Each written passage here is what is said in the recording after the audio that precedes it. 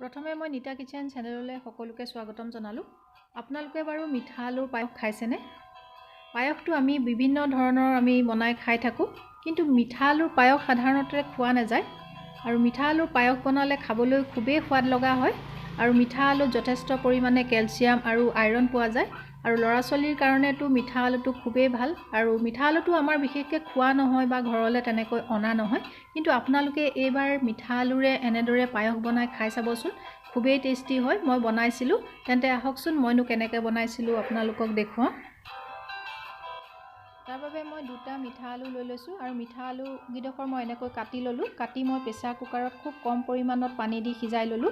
বহুত বেছি পানী নিদিব, কাৰণ পানী যদি ইয়াত বেছিকৈ দিয়ে তেতিয়া এইটো অকণমান খেৰখেৰীয়া লাগিব। আৰু যিমান পাৰে ভাপতে সিজাবলৈ চাব। আৰু এটা হুইচেল দিয়াৰ আগতে এইখিনি অফ কৰি থ'ব। আৰু মই এয়া সিজাই ল'লোঁ। সিজাই লোৱাৰ পিছত এইখিনি মই বাকলিখিনি গুচাই লৈছোঁ। বাকলি গুচোৱা হৈ গ'ল। এতিয়া মই এখন পিহনাৰে এই মিঠা আলুখিনি পিহি ল'ম। আৰু যিখন পিহনাৰে আপোনালোকে মিঠা আলুখিনি পিহিব, বৰ মিহি ছাইডটোৰে নিপিহিব, অকণমান ডাঙৰ ছাইডটোৰে পিহিব এনেদৰে। তেতিয়া পায়সখিনি খাবলৈ ভাল হ'ব, কাৰণ অকণ গোটা গোটা হৈ থাকিব।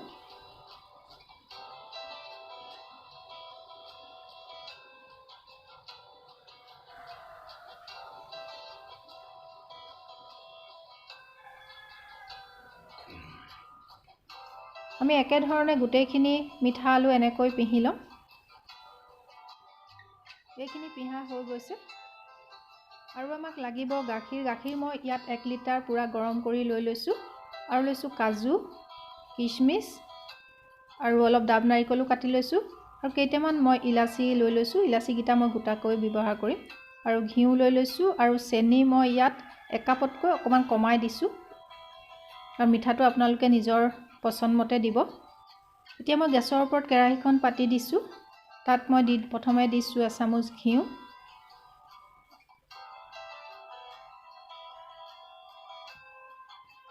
এতিয়া মই ইয়াত ড্ৰাই ফ্ৰুটছখিনি অলপ ভাজি ল'ম। আৰু এনেকৈ যদি আপোনালোকে ঘিউত ড্ৰাই ফ্ৰুটছ ভাজি দিয়ে, ইয়াৰ টেষ্টটো খুব ভাল হয়।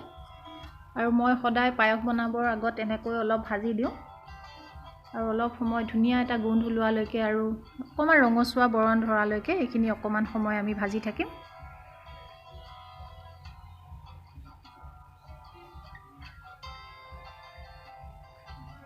এইখিনি ভজা হৈ গৈছে। এতিয়া মই এইখিনি এখন প্লেটত উলিয়াই ৰাখিছোঁ। পুনৰ সেই একেখন পেনতে মই পুনৰ ঘিউ দি দিছোঁ 2 চামুচ।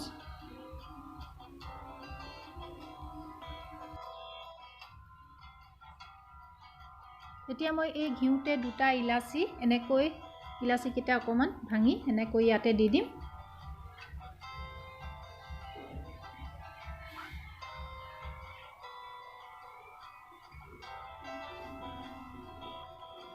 এতিয়া তাতে মই পিহি ৰখা মিঠা আলুখিনি ইয়াতে দি পেলাই এইখিনি ভালকৈ ভাজিম।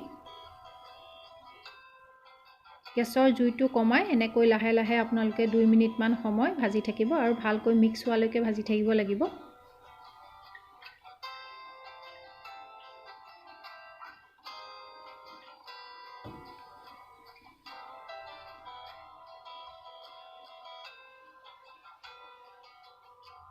এইখিনি ভজা হৈ গৈছে।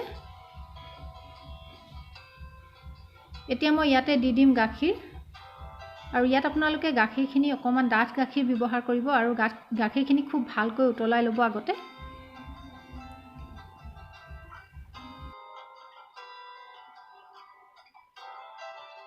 এতিয়া মই এইখিনি লাহে লাহে গেছৰ ফ্লেমটো কমাই লৰাই থাকিম, কাৰণ একেলেঠাৰিয়ে লৰাই থাকিব লাগে, নহ'লে পায়স তলত লাগি যাব পাৰে।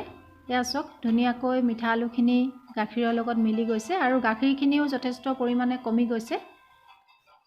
যেতিয়া এইখিনি ভালকৈ এনেকৈ উতলি থাকিব, তেতিয়াই আমি তাতে দি দিম চেনি।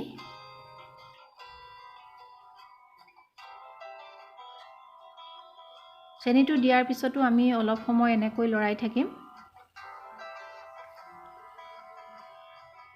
প্ৰায় 2-3 মিনিটমান সময় লৰোৱাৰ পিছতে তাত মই ভাজি ৰখা ড্ৰাই ফ্ৰুটছখিনি দি দিম। ড্ৰাই ফ্ৰুটছ দিয়াৰ পিছত আৰু বহুত বেছি দেৰি উতলাই থাকিব নালাগে।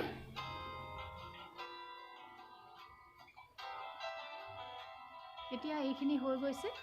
মই এতিয়া গেছটো অফ কৰি দিম আৰু আপোনালোকে এয়া ঠাণ্ডা হোৱাৰ পিছত পৰিৱেশন কৰিব আৰু খাবলৈ খুবেই সোৱাদ লগা হয়। আপোনালোকে নিশ্চয় এবাৰ এই পায়সৰ ৰেচিপিটো ট্ৰাই কৰিব আৰু কেনেকুৱা পালে মোক জনাবচোন।